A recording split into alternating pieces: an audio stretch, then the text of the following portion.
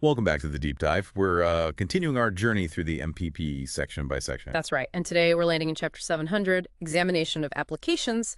Specifically, we're tackling MPP, Section 714. Section 714, okay. That's the one about amendments, applicant's action. So this is basically the rule book for how you, the applicant, talk back to the patent office, right? How you make changes during that examination phase. Exactly. It's all about the how and when of modifying your application while it's under review. Think of it as the official way to update your documents during patent prosecution. And these rules aren't just hoops to jump through, are they? There's a reason for all this detail. Oh, absolutely. It's all about keeping the process transparent and standardized. Makes it easier for everyone, the applicant, the examiner, the public later on. Consistency is key. Got it. So our mission today: unpack Section 714, highlight the really important bits, and figure out what they mean in practice. Precisely. MPEP 714 lays down that regulatory framework. And, a lot of the specifics point back to another rule, 37 CFR 1.121. That's where you find the real nitty-gritty on formatting. Okay, let's start with the specification, the big written part. How do you actually change that description if you need to? Well, the main thing for the specification is clarity in your instructions. You can't just say, change paragraph 5. You need to be explicit. Explicit how? You have to tell the office exactly what to do, delete paragraph number, or replace paragraph number with the following paragraph, or add the following paragraph after paragraph number. Very specific instructions. And you have to mark the actual text changes too, don't you? Like track changes. Yes, exactly like that. You use underlining for anything you're adding, and for text you're taking out, you use strike-through. Some older practice use double brackets, but strike-through is standard now. Makes sense, so you can see exactly what changed. Right. And one more thing on this paragraph numbering. It sounds trivial, but it's actually crucial. The electronic filing and processing systems at the USPTO really rely on accurate paragraph numbers to keep everything straight. Okay, paragraph numbers, check. Now, on to the claims. This is often where things get interesting during prosecution. Claims define the actual invention. How do you amend those? Claims. Yes, they have their own very specific rules. The big one is any claim you amend must be presented in its entirety. The whole claim. You don't just show the bit you changed. Nope, the whole claim rewritten completely. And within that rewritten claim, you mark the changes just like in the specification underlining for additions, strike through for deletions. Okay, rewrite the whole claim, mark the changes. Yeah. What else? I remember something about status identifiers. Yes, absolutely critical. When you submit your amendments, you have to provide a list of all the claims and indicate the status of each one. Status Like original, if it hasn't changed since you first filed it. Currently amended, if you're changing in this particular submission. Withdrawn, if you're pulling it from consideration. Or new, if you're adding it for the first time. I see. So it tracks the history of each claim through the process. Precisely. It creates a clear record. And importantly, you also need to include clean versions, meaning without any markings of any claims that you are amending in that particular response, just so the examiner has the full current set easily available. Okay, that makes sense. The source material had a good example, I think. Something about a bucket handle. Yes. Good example. Let's say your original claim 5 was a bucket with a green handle. You want to broaden it slightly or clarify it to green-blue. Okay.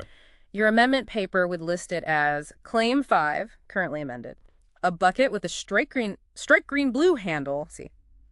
Status identifier, full text, marked change, very clear. That really clarifies the markings. Okay, so that's text specification and claims. What about the drawings if you need to update a figure? Drawings have their own procedure. If you change anything on a drawing sheet, you have to submit a complete replacement sheet. A whole new sheet, even for a tiny change. A whole new sheet. And it has to be labeled clearly, usually replacement sheet. Here's the kicker. That replacement sheet must include all the figures that were on the original sheet, even the ones you didn't change. Okay, so you replace the entire page visually. Do the figures themselves need labels to show what happened? They do. Any figure on that replacement sheet that you actually modified needs the label amended right below it. If you added a completely new figure, it gets labeled new. And if you remove one? If you're canceling a figure that was on the original sheet, you indicate that on the replacement sheet where it would have been, usually by writing canceled maybe inside brackets. And importantly, you also have to provide a separate explanation, usually in the remarks section of your amendment, detailing all the changes made to the drawings. Right. And there's a really fundamental rule about drawing changes, isn't there? Something about new matter. The golden rule, yes. You absolutely cannot introduce new matter through a drawing amendment, or any amendment for that matter. Meaning you can't add something you didn't describe or show in the application when you first filed it? Exactly. The changes have to be supported by the original disclosure, what you initially filed in the specification, claims, and drawings. You can clarify, you can correct, but you can't add new concepts or features.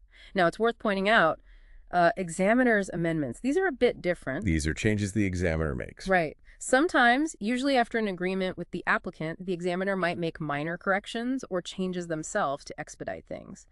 These follow a different internal process. Often less formal formatting is needed on the document itself, but they still need to be very carefully recorded in the official file. Sometimes they're used to fix, say, a small formatting error in an applicant's amendment to avoid sending it back. Okay. So we know how to amend specification, claims, drawings. But when can you actually do this? Are there specific times? Yes, the timing is also regulated. Generally, you can file an amendment before the examiner sends the first office action. That's often called a preliminary amendment. Okay. Then, of course, you can file an amendment in response to an office action. That's the most common time. You can also file one after a final rejection, but the rules for entry are much stricter than usually only minor changes or ones that place the application in condition for allowance are allowed. And even after an appeal? Sometimes. In very limited circumstances, yes. There are specific conditions under which an amendment might be considered even after an appeal brief has been filed. Yeah. So there are several potential windows. Seems like a few opportunities. But what if you mess up? Forget the strike-through. Use the wrong status identifier, miss a replacement sheet. What happens if your amendment isn't compliant? Well, the USPTO won't just ignore it. A non-compliant amendment is subject to rejection, or, more accurately, non-entry. So they just kick it back. Essentially, yes. Yes. You'll typically receive a notice of non-compliant amendment. And that tells you what you did wrong. Exactly. It will spell out the specific problems. Maybe you didn't include clean claims, or the markings were wrong, or you missed the explanation of drawing changes. And crucially, it sets a deadline, usually a fixed time period, for you to fix the problems and resubmit. So you get a chance to correct it, but you need to be quick. Yes. Failing to respond correctly and on time can lead to abandonment of the application, so you need to take those notices seriously. And, Section 714 also briefly mentions amendments in other situations, like reexaminations or reissue applications. The core principles are often similar, but there can be specific procedural differences. What about provisional applications? I seem to recall something specific there. Good point. Provisional applications are different. Generally, you cannot amend the substance of a provisional application after filing. They're meant to be a snapshot in time. So if you send an amendment anyway. If someone does submit an amendment to a provisional, Section 714 says it technically has to comply with the formatting rules, like 37 CFR 1.121. But the key thing is the office will just place it in the file wrapper. It won't be entered, meaning it doesn't actually change the content of the provisional application itself. Interesting nuance. Okay, let's pull this all together. We've gone through formatting for specs, claims, drawings, timing, consequences. Why is all this intricate detail so important for you, the applicant or the person helping them? It really comes down to communication and efficiency.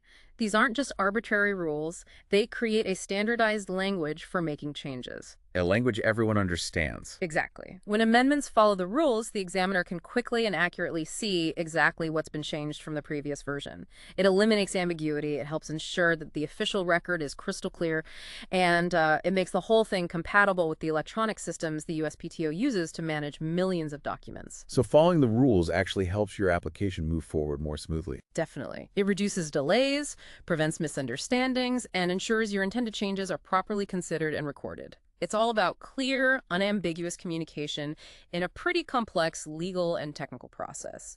Meticulous attention to these details really pays off. That's a great summary of why MPEP 714 matters. Oh. Before we wrap up, we absolutely want to give a special thank you to Mike Shepard, the creative director behind this entire audio series. Yes, thank you, Mike.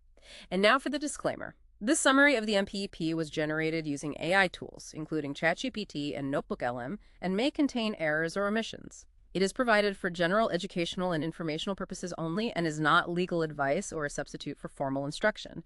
For authoritative guidance, consult the official MPEP, a qualified instructor, or a registered patent practitioner. So, as we finish this deep dive on the mechanics of amending your patent application, here's something to think about.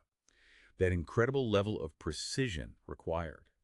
Every single word added, every line struck through, every change to a drawing, needing specific formatting and justification just to be considered.